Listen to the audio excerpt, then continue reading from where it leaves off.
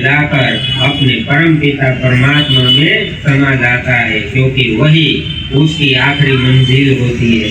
यह शरीर का छूटना आखिरी मंजिल नहीं, यह कोई लक्ष्य नहीं, यह तो भौतिकता का प्रदर्शन है।